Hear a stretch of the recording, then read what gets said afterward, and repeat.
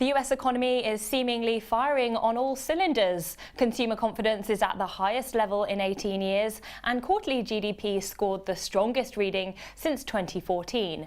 However, my next guest is forecasting a recession in 2020. Joining me now is Guy Miller, Chief Market Strategist and Head of Macroeconomics at Zurich Insurance. Guy, thanks so much for coming in. So let's start with your prediction. Recession in 2020. It seems very doom and gloom when we think about the fact that the US economy seems to be doing very well right now. Well, you're absolutely right. I mean, if you look at initial jobless claims, 45-year low, business investment, 12-year high in terms of capital spending. So it all seems great, and it is great, and Mr. Trump tells us it's great as well. Our problem is how much better can it get? When you're already running beyond full capacity, it's very hard to keep that pace of growth going. And therefore, it's not the sort of Armageddon that we're talking about, but simply a case of you run out of spare capacity. And if you think about it, we've also got the 8th rise in interest rates, we've got the shrinking of the balance sheet, higher oil prices. This will all, we think, constrain growth when we're a little bit further out, getting into end of 2019, 2020. So do you think there's going to be kind of one catalyst that tips us over the edge? Do you think it might be the Fed or trade wars or maybe the debt picture? Is there something that really springs to mind that will really catalyse that final move?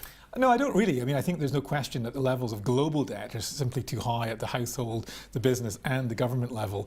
But in this case, we're really talking about a number of things, largely simply the fact that there's very little spare capacity, as I said. And of course, they are putting the brakes on. The Federal Reserve are deliberately trying to slow down the pace of the economy, and that will have an effect on that.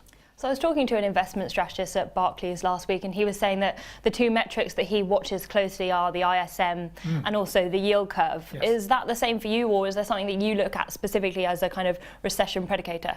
Well, certainly these are two very important things. Initial jobless claims are also very important as well.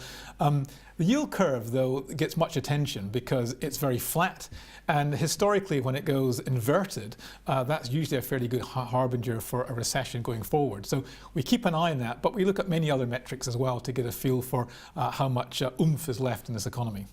And when we're talking about the markets, do you think the market top will come before the recession? And when do you think that might be? How long do you think the lag could potentially be? I know it's an impossible question, but, but you're asking it anyway. But I'm asking it anyway. Well, I think markets are usually pretty good predictors of what's going on.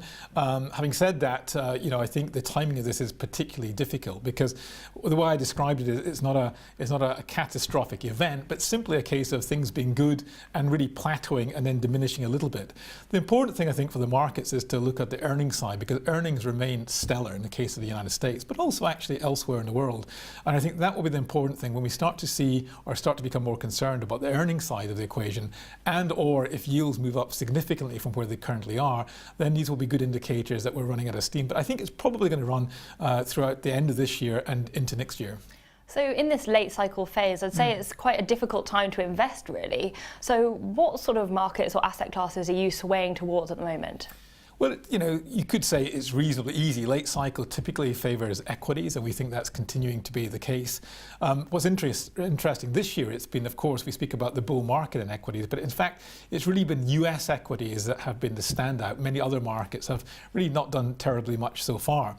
So when we look forward, we think the US will continue to do reasonably well, but we think the prospects of some of these other markets, Japan in particular, also Europe, and even emerging markets, which have gone through the perfect storm, we think will offer greater potential going forward. So what have you made of all the turmoil that we've been seeing over the summer in emerging markets? Do you see this as an opportunity to snap up valuations at a more attractive level, or are you still cautious towards EM?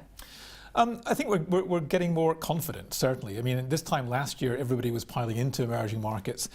We've seen the reverse happen now. Money's gravitated back to the US, a safe haven, lower volatile market, plus an earnings story there. But I think now we've got to the stage that some emerging markets, for example, China, is now very cheap compared to its history. And a lot of the issues that have impacted emerging markets, we think, are beginning to diminish. Two key ones, of course, is that we do think that China, which has gone through a deliberately designed slowdown, a bit more than expected, but there's some stimulus measures coming through there, so we think Chinese data towards the end of the year will be looking better. And the dollar, which everybody was concerned about, I think most investors are pricing in future Fed rate hikes, so we think there's going to be limited upside to the dollar as well. Both of these events should, I think, encourage investors back into EM towards the end of the year. So do you think the dollar's peaked then? I think in the short term, it's running out of steam. It had a great run, as you know, in sort of the 2015, 2016 period.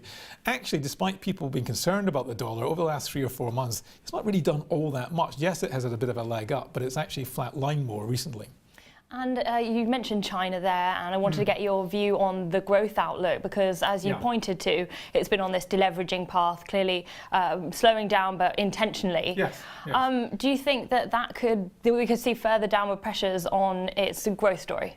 Well, we could do. I mean, I always laugh because every 6 months or so we get the question, is China having a hard landing? And we've always maintained that it's unlikely to in the kind of medium term. They've got enough spigots to turn that they can keep the economy going. And that's what they're doing currently. As you said, they had designed this slowdown. They want to transition to better quality rather than high levels of growth. And that's meant reining in some of the credit facilities, the shadow banking side.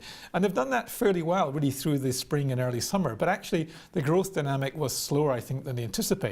So now they're cutting interest rates, they're cutting taxes as of the 1st of October for consumers to try and stimulate that demand, and they're doing some specific targeted infrastructure investments which we think will stabilize that growth environment and lead to some better data coming out as we get into the middle to the end of the fourth quarter. But what about trade wars? We've been seeing continued headlines about it, but not necessarily concrete developments. How do you see that story playing out for China? And indeed, could it hamper the US growth story? Well, I think absolutely the last point is a valid one, because so far we've been focusing on the scale of the tariffs, the latest 200 billion on Chinese exports. So it will have an effect, but it will also have an effect in the United States, because it means that product prices will go up. The consumers will feel this. Businesses will feel this. The supply chains will be impacted by this.